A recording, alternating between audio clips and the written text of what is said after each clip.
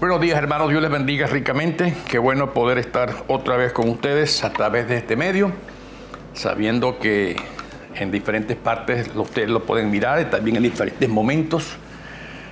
Bueno, el Señor nos dé la gracia de seguir comunicándonos. Gracias por sus mensajes, gracias por sus, aún hasta sus deditos altos son buenos para mí. Por lo menos sé que estamos llegando a sus hogares, a sus trabajos, a sus celulares, a sus iPads, computadoras. Y es bueno saber que ustedes los están respondiendo. Hoy nos toca trabajar sobre la última parte del segundo capítulo del libro de los Hechos, que ya hemos disfrutado con ese segundo capítulo, pero nos toca esa parte final. Estoy hablando de Hechos 2, 42 al 47. Vamos a continuar hoy a terminar ese capítulo 2, esperando que sea de mucha bendición. Y ustedes, como siempre les digo, tomen todo lo bueno que se hace y se diga, especialmente la palabra de Dios. Desechen todo lo que no les ayude y no les sirve. Lo bueno es de Dios, lo malo es mío. Así que aprovechen lo bueno siempre. Gracias a todos los que colaboran con este forma, a la iglesia Hope Chapel Presbyterian por ayudarnos con este sistema de video y la plataforma y todo para llegar. Al hermano Jonathan Pirela, hermano, además de yerno, y padre de mi nieto, Asher. Gracias a Dios por todo y todos los que colaboran en esto. Bien, vamos a orar, poner la lectura delante del Señor y entonces podemos continuar. Padre, gracias por la bendición de poder estar juntos a través de este medio y te pido, Señor, que tú lo uses siempre para que tu nombre sea conocido, glorificado y honrado. Señor, siempre queremos enfatizar que tú mereces toda la honra y toda la gloria. Somos instrumentos inútiles, Señor, a menos que estemos en tus manos. Y por eso ponemos este tiempo en tus manos para que tú lo uses y te glorifiques. Donde camines y donde llegue esta transmisión, que pueda ser de bendición para mucha gente. Gracias porque tú nos usas de alguna manera, pequeña o grande, Señor, pero somos parte de tu reino, parte de la construcción de tu iglesia en este tiempo. Un tiempo tan difícil para muchos, un tiempo también de muchas oportunidades para compartir tu evangelio. Bendice este tiempo, Señor, en Cristo Jesús lo pedimos. Amén y amén. Bien, vamos a leer en capítulo 2 de Hechos, los versos 42 al 47, que es la parte final de este capítulo tan interesante. Hechos 2, 42 dice así: se mantenían firmes en la enseñanza de los apóstoles, en la comunión, en el partimiento del pan y en la oración. Todos estaban asombrados por los hechos prodigiosos y señales que realizaban los apóstoles. Todos los creyentes estaban juntos y tenían todo en común. Vendían sus propiedades y posesiones y compartían sus bienes entre sí, según la necesidad de cada uno. No dejaban de reunirse en el templo ni un solo día. De casa en casa partían el pan y compartían la comida con alegría y generosidad, alabando a Dios y disfrutando de la estimación general del pueblo. Y cada día el Señor añadía al grupo los que iban siendo salvos. Esta es la palabra de Dios para el día de hoy.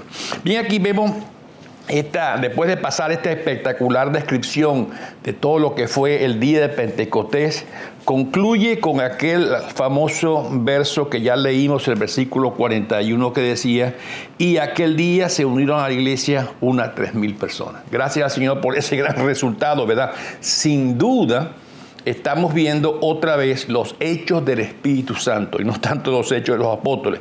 Es el fruto del Espíritu Santo ahora en la vida de estos hombres y mujeres totalmente capacitados por el Espíritu Santo, poniendo en práctica ahora toda la enseñanza que Jesús le había dado en todo este tiempo y lo que ahora el Espíritu podía traerles y recordarles. Por eso empieza en esos versos que leímos a describir lo que sería el seguimiento de esta iglesia, y lo hace de varias maneras, ¿verdad?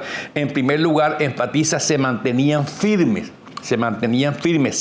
Había milagros de parte de los apóstoles y, por supuesto, luego narra esa parte del 44 en adelante, esa vida comunitaria que ahora la iglesia mantenía.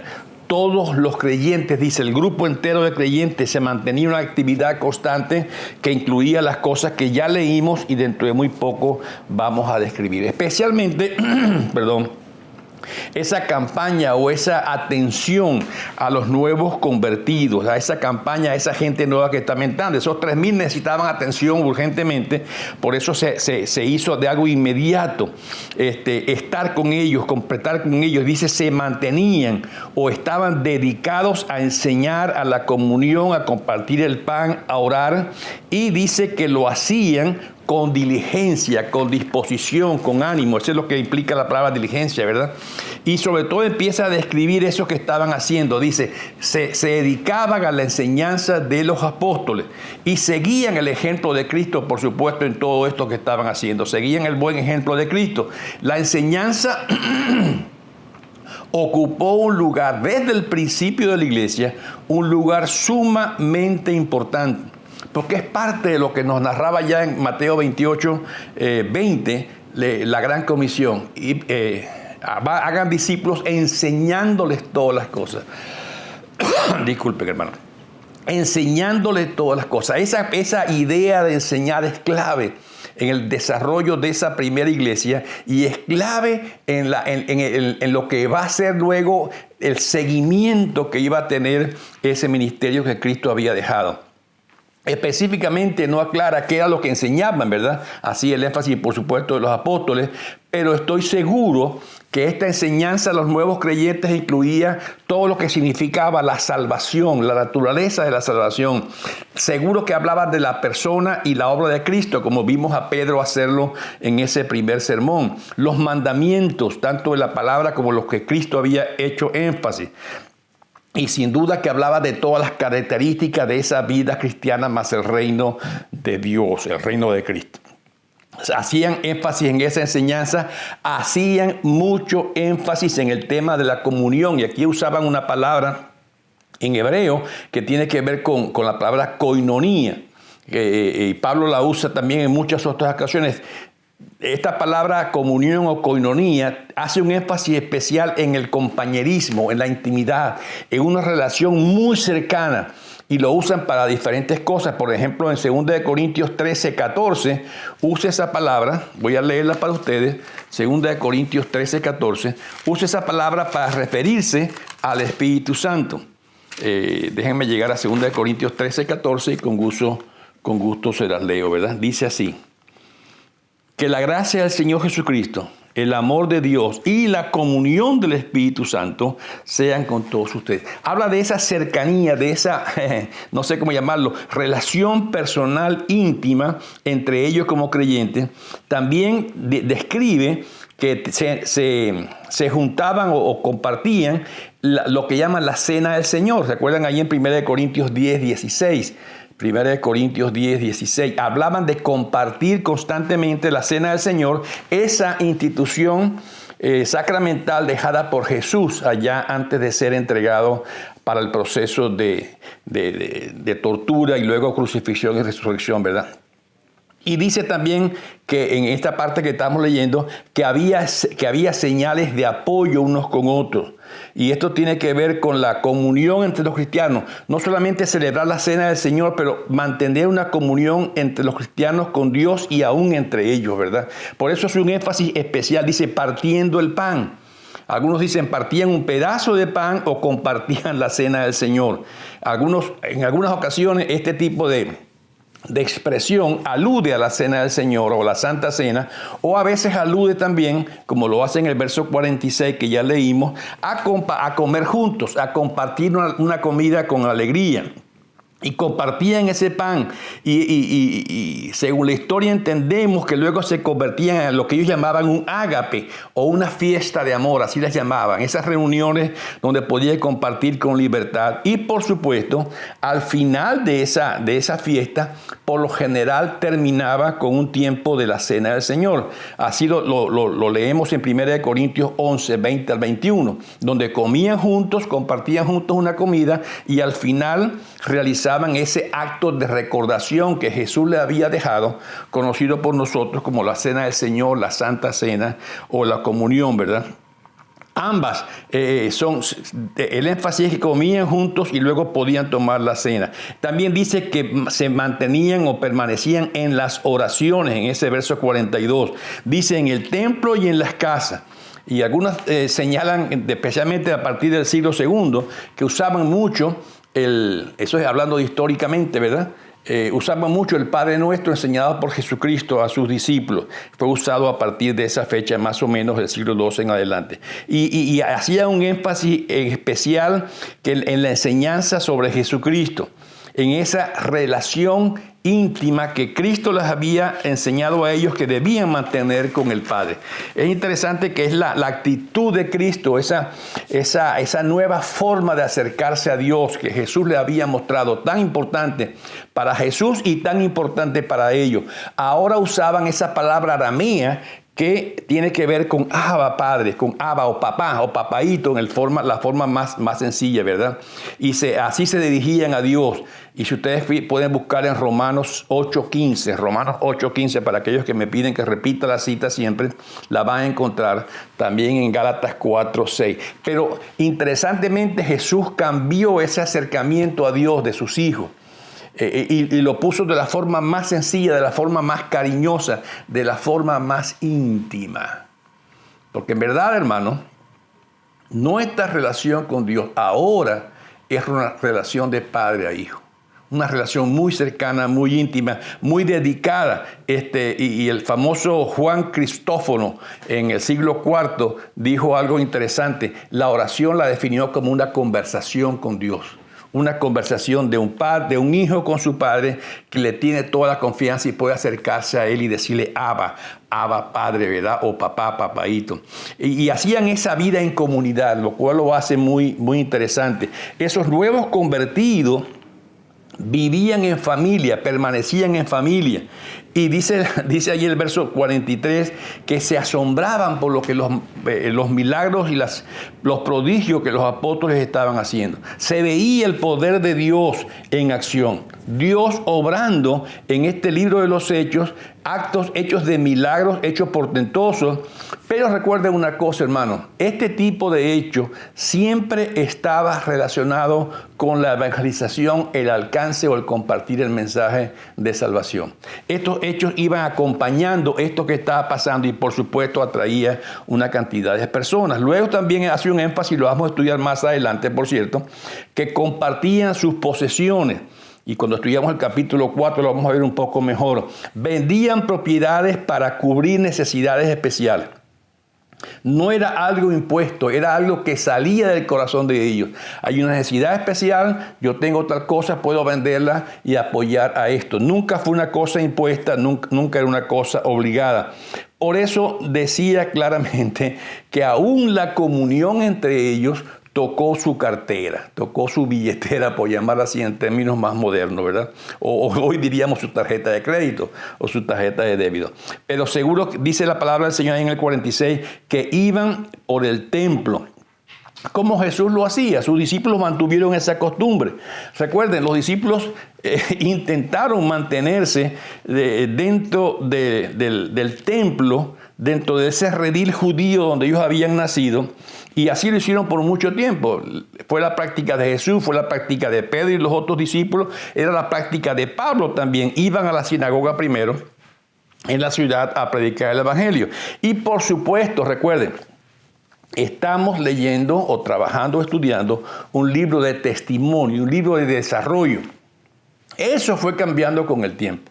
Ahorita estamos trabajando en el capítulo 2, pero cuando lleguemos al capítulo 7 vamos a ver a un Esteban, que por cierto se le conoce como el primer mártir de la era cristiana, donde intentaba mostrar que ese templo donde se reunían los judíos ya no era un lugar necesario. Y eso era muy chocante para los judíos. Ese templo para ellos era sagrado, ¿verdad? Ya en el capítulo 15, cuando lleguemos a esas alturas de nuestro estudio, la iglesia declara que los gentiles ni siquiera tenían por qué ser judíos, no tenían por qué convertirse. Estamos viendo un progreso o un desarrollo o un testimonio de esa primera iglesia en acción con las obras del Espíritu Santo. Luego se habló también de las reuniones en hogar donde comían juntos y se mantenían como digamos así, los primeros principios, si se puede decir, de lo que se convertirían en iglesias locales. Si ustedes van conmigo a 1 Corintios 16, 19, vayan conmigo por favor, 1 Corintios 16, 19, vemos un ejemplo pequeño de esto, de lo que estaba sucediendo. 16, 19. Las iglesias de la provincia de Asia les mandan saludos. Aquila y Priscila los saludan cordialmente en el Señor, como también las iglesias que se reúnen en la casa de ellos. Había un proceso, había un progreso, había un desarrollo. Aunque al principio donde estamos ahora se mantenían junto al templo, fue desarrollando el progreso del Evangelio, donde ahora ya Esteban en el capítulo 7 hacía un énfasis y luego empieza a haber otro énfasis distinto, donde había iglesias en el hogar. Esas reuniones donde comían juntos, compartían juntos, alababan juntos, compartían la cena juntos, la cena del Señor o la Santa Cena, empezaron a ser los embriones, por decir así, de las futuras iglesias que iban a desarrollarse luego en los capítulos siguientes. También pueden leer 1 Corintios 14, 23. 1 Corintios 14, 23, para que ustedes vean cómo eso se va desarrollando. Ya en el 46 hace un énfasis muy especial, ¿verdad? Déjenme verlo aquí otra vez en la Biblia. Donde dice, no dejaban de reunirse en el templo ni un solo día, de casa en casa partían el pan y compartían la comida con alegría y generosidad. Alegría y generosidad. Había una sencillez al hacerlo. No había una apariencia, no había que preparar un alimento especial, no había que hacer una cena navideña cada vez que se reunían. Lo que tenían, eso lo compartían. Sinceridad de corazón. Quizás una de las cosas que hoy decimos, no, yo no invito a nadie a casa porque tengo que hacer una comida grande. No, unas buenas arepas o unas buenas pupusas o unas buenas mandocas o no sé qué otra cosa así, ¿verdad? Son sencillas y son fáciles de hacer, pero se comparte con sinceridad. No había pretensión de quién ofrecía más. O como yo sé que a muchas damas les encanta exhibir su buen arte culinario, ¿verdad? Y está bien, a mí me encanta que me inviten a comer cosas buenas, ya lo sabe. Pero no había pretensiones, lo hacían con generosidad, sin egoísmo. El que tenía para hacerlo lo hacía y el que no tenía ofrecía lo que tenía. Una actitud abierta, sin hipocresía, sin fingimiento, con un corazón sincero. No querían impresionar a nadie, podían disfrutar el uno del otro. Lo importante era estar juntos y compartir. ¿Qué había en ese compartir? Como lo dice el verso 47, claramente, alabando a Dios y disfrutando de la estimación general del pueblo. En esas reuniones, no era una reunión sencillamente de comentar la política, era una reunión donde se promovía la alabanza a Dios. La verdadera comunión se centra en Dios. Los cristianos no nos reunimos para chismear entre nosotros. Lamentablemente a veces nuestras reuniones se vuelven en algo así, ¿verdad? Con tristeza.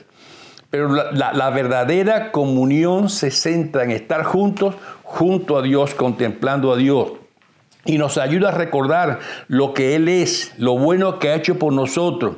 Y ese recordar enseguida trae la alabanza a través de ese compartir, a través de oírnos los unos a los otros como Dios está obrando, nos ayuda entonces a traer la alabanza. Y lo que dice el verso 47 es que eso caía bien o atraía a los no cristianos, atraía a los otros que lo estaban escuchando, ese tipo de reunión. Entonces esa reunión era un testimonio de vidas cambiadas. Un testimonio de vidas impactadas por un evangelio que estaba llegando a ellos de una forma espectacular. Y dice que eso les ayudaba a testificar los milagros, la prédica del Señor constante. Y por supuesto termina esa frase con ese versículo, con esa famosa frase. Y cada día el Señor añadía al grupo los que iban siendo salvos. El Señor añadía al grupo. No olvidemos esto, hermano. Dios es el evangelista por excelencia. Vayan conmigo a 1 Corintios 3, capítulo 3, versos 6 y 7. 3, versos 6 y 7. Yo sembré, Apolos regó, pero Dios ha dado el crecimiento. Así que no cuenta el que siembra o el que riega, sino solo Dios, quien es el que hace crecer. Dios es el evangelista por excelencia. Nosotros somos instrumentos para llevar una palabra, pero Dios añade o atrae a la iglesia a los que iban siendo salvos. Dios utiliza mi esfuerzo, Dios utiliza mi técnica, Dios utiliza todo lo que yo pueda tener, pero al fin y al cabo el añadir es obra de Dios. Él se encarga de esto. Él hace la comunidad con aquellos que iban siendo salvos. Así que vamos a ver en este día principalmente cómo era el diario vivir de la iglesia y lo vamos a seguir viendo en las próximas clases. Aspectos esenciales y debemos ahora entonces aprender de lo que ellos hacían y lo vamos a estar viendo en esta clase y en las próximas. Lo primero que ellos hacían, y ya lo dije al principio, se cuidaba o se protegía a esos nuevos creyentes. No se les dejaba solo. No se les dejaba ir. Son tiempos muy complicados para ellos. Se practicaba la adoración en su forma más elemental, más sencilla. Había evangelismo. Se ayudaba a los necesitados. Había unidad espiritual. Había comunión informal en los hogares. Todo lo que había era eso en estos versículos tan sencillos, ¿verdad? Y yo diría qué bueno sería tener estas cosas hoy en nuestras comunidades. Las voy a repetir. Se protegía o se cuidaba a los nuevos creyentes. Se practicaba la adoración en todos sus elementos, aún los más sencillos. Había evangelización. Se ayudaba a los necesitados. Había una unidad del Espíritu y había comunión informal en sus hogares. Y recuerden, como os dije hace un momento, esa comunión informal llevaba a una alabanza a Dios. No lo llevaba a ninguna otra cosa. Y había ese acompañamiento, como ya dije, con esos nuevos cristianos. Quizás en ese no explica mucho los versos que leímos, planificada o no, pero se dedicaron a ello. Y hoy en día debemos hacer algo planificado, nunca olvidado. O sea, aun cuando hagamos esfuerzos evangelísticos, debemos siempre incluir una planificación donde traer y tratar y mantener a esos nuevos cristianos. Y recuerden que como lo leímos ahí en capítulo 28 de Mateo, que incluye la Gran Comisión, incluía el bautismo, incluía la enseñanza amplia. Y la iglesia primitiva jamás abandonó ese trabajo con los primeros creyentes. Había ese cristianismo combinado con una vida de comunidad, muy, muy importante, una vida de compartir juntos. Y se acompañaban a los nuevos, se les daba dentro de ese contexto de la comunión del Espíritu. ¿Verdad? Así lo dice el verso 42 y los otros. Dedicados al Señor, dedicados a la comunión en los hogares. Grupos de crecimiento, células, como se les pueda llamar hoy, son claves e importantes para mantener a los primeros cristianos en ese grupo. Y por cierto, hago un énfasis muy especial. En esa comunión, en ese compartir, se aprende más por el ejemplo que por una clase dada. Lo voy a repetir. En esa comunión, en ese compartir, sin duda que se aprende más que en una misma clase dada. Y yo doy clase. Porque es viendo donde se aprende más que oyendo. Otra clave. Recuerden, es viendo cómo se aprende más que oyendo. Al ver los nuevos cristianos, el compartir de los cristianos, cómo su oración era viva, cómo su fe era viva, cómo su relación era viva, cómo respondían a las necesidades diarias, eso enseñaba más que sencillamente una clase. Ven a lo que los mayores en el cristianismo hacían, descubrían lo importante para ellos y llegan a ser gente de 2 Timoteo 2:15. Voy a leerlo para ustedes. Llegan a ser personas dedicadas a eso porque entonces 2 Timoteo 2:15. Lo leo para ustedes. Esfuérzate por presentarte ante Dios aprobado, como obrero que no tiene de qué avergonzarse y que interpreta rectamente la palabra de verdad. Esfuérzate por ese trabajo de llegar a ser un obrero aprobado.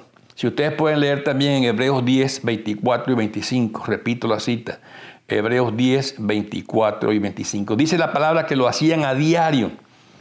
En ese tiempo lo hacían a diario. Hoy quizás por nuestra forma de vida es un poquito más difícil algo diario, ¿verdad? Pero era necesariamente donde ellos lo hacían. Quizás al principio también era muy importante. La Biblia enseña que somos un cuerpo, Romanos 12:5. Repito, Romanos 12:5. La Biblia enseña que somos un cuerpo y el cuerpo crece unido. Claramente la palabra dice que un miembro separado del cuerpo, por supuesto que se pierde. El cuerpo de Cristo, podríamos decir, que es uno solo, está formado por todos los miembros. ¿Y quiénes son todos los miembros? Todos los cristianos, todas las personas que han creído en Cristo como Salvador y Señor, han puesto su fe en Él y ahora le pueden seguir diariamente. Entonces, cuando un cristiano se separa de ese cuerpo, por supuesto que deja al cristiano incompleto y al cuerpo incompleto, porque todos formamos parte de ese cuerpo. No podemos vivir sin el cuerpo, no es una opción, es algo esencial. No hay cristiano separado del cuerpo de Cristo. No me diga que de cerca de su casa no hay una iglesia. Usted va a decir, pero esa iglesia no me gusta, no me tiene esto. Todas tienen algo y usted también tiene muchas cosas, por cierto. Por eso dice la Biblia que hierro con hierro se van amolando o afinando, ¿verdad? Porque para eso estamos, para compartir en un cuerpo, para ir creciendo juntos. Sí, puede ser que la iglesia que usted tenga más cerca no sea doctrinalmente o prácticamente la mejor, pero usted siempre tiene la opción de buscar algo más, ¿verdad? Pero necesitamos hablar de ese cuerpo. Por eso, en ese cuerpo se va a enseñar, como hicimos énfasis hace un momento, es la actividad primordial.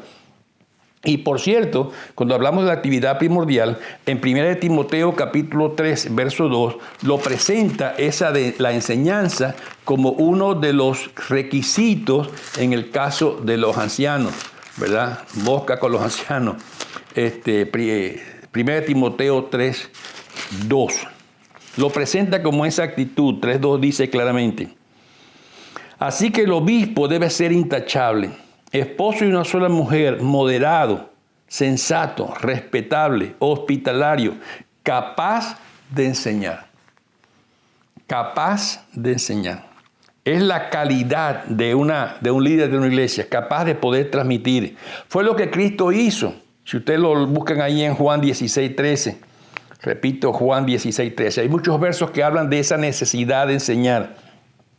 Y en ese proceso de enseñar es cuando empezó a desarrollarse el uso de las cartas que los apóstoles escribían a las iglesias cuando estaban lejos. Y por cierto, así nació la primera parte del canon bíblico, en este caso el Nuevo Testamento.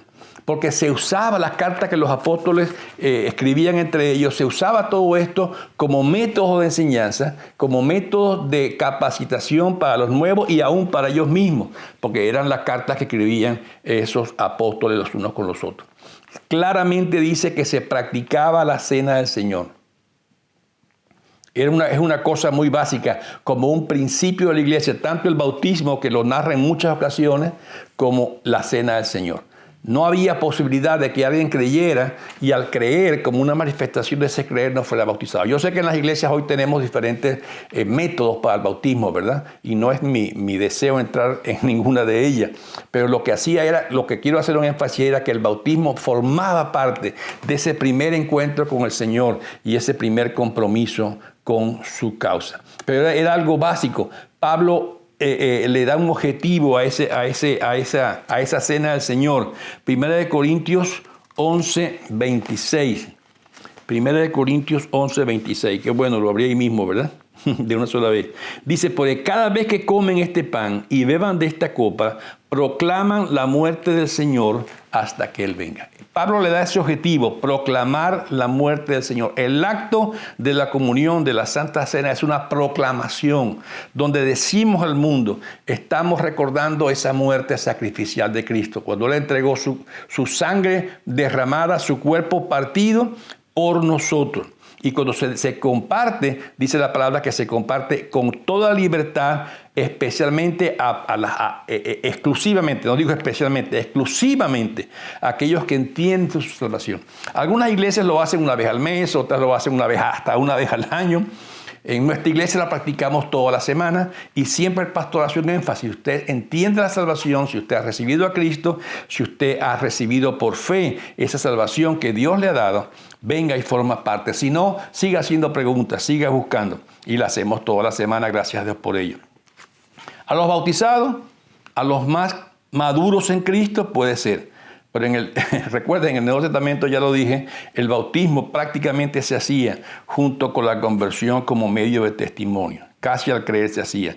Pero el énfasis es los que pertenecen a Cristo. 1 Corintios 10, 17.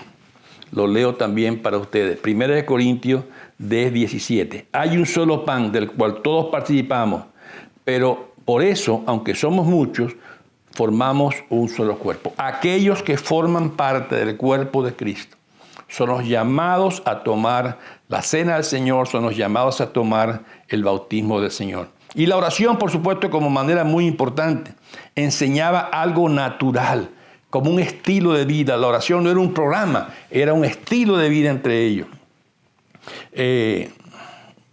Había prodigios, era muy evidente aquello que estaba pasando. La gran pregunta, ¿cesaron para hoy los prodigios? ¿Cesaron hoy los milagros? Yo creo que no. Pasa que a veces queremos ver los milagros que nosotros queremos ver. ¿Es obligado tenerlos?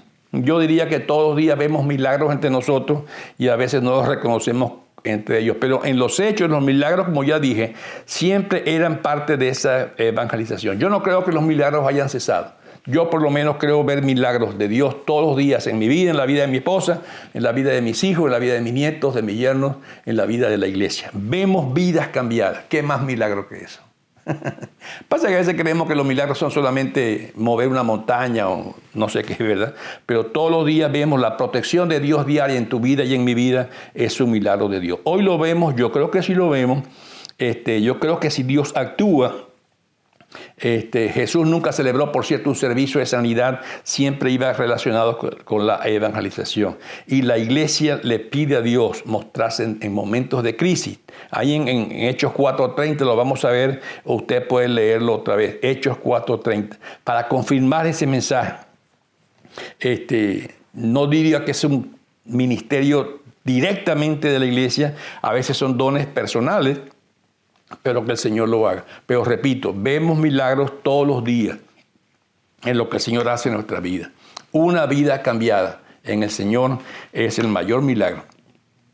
Pasar a alguien de muerte a vida. Alguien habla mucho de la hospitalidad. Es un tema muy importante y especialmente en los hechos lo hace, ¿verdad? La hospitalidad. Abrían sus casas con sinceridad, comían juntos. De hecho, Jesús usó mucho esto. Y lo usó para mostrar, por ejemplo, la comunión o la Santa Cena, ¿verdad? Ahí en Lucas 24, 35 hasta el 43, Hechos 1:4. Hasta el mismo Jesús, si ustedes recuerdan en Juan 21, 9 al 14, hasta el mismo Jesús preparó una comida especial para sus discípulos y se la compartió.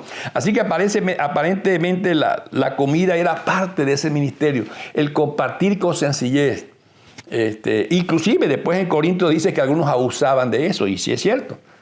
Lamentablemente de todas las cosas se pueden abusar, ¿verdad? Pero eso no debe frenarnos en compartir nuestro pan con otras personas, aun aquellos que lo necesitan, o usarla como una manera de comunión. Jesús mismo lo usó. Y repito, escogió ese momento de la cena para poder establecer esa enseñanza para nosotros que hoy conocemos como la Santa Cena. Lo pueden ver en Lucas 22, 13 al 20. Estaban comiendo juntos, repito, Lucas 22, 13 al 20. Comían, compartían. En hechos pasan muchas veces y lo dicen de diferentes maneras. Y ya dije, a veces se convertía en esas grandes fiestas de amor, donde se compartía completamente. Y los hogares eran claves para eso. Y repito, ya lo dije hace un momento, luego estos hogares abiertos, comiendo, alabando, orando al Señor, iban desarrollando embrionariamente las primeras iglesias que después podían irse sembrando en muchos lugares.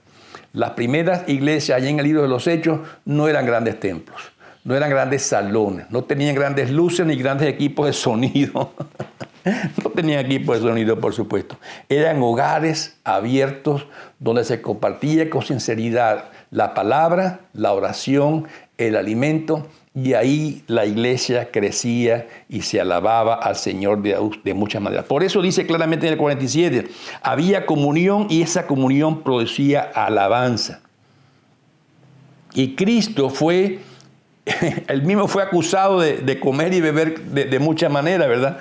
Se le acusaba aún de eso, pero recuerden, Jesús, a pesar de ser llamado el varón de dolores, a Jesús le gustaba pasarla bien, con los niños, con gente, de muchas maneras. A Jesús le gustaba pasarla bien. La Biblia dice que usaban esas reuniones para la alabanza y que aún a los de afuera les gustaba eso, ver la sinceridad, ver la comunión, ver ese desarrollo entre la iglesia.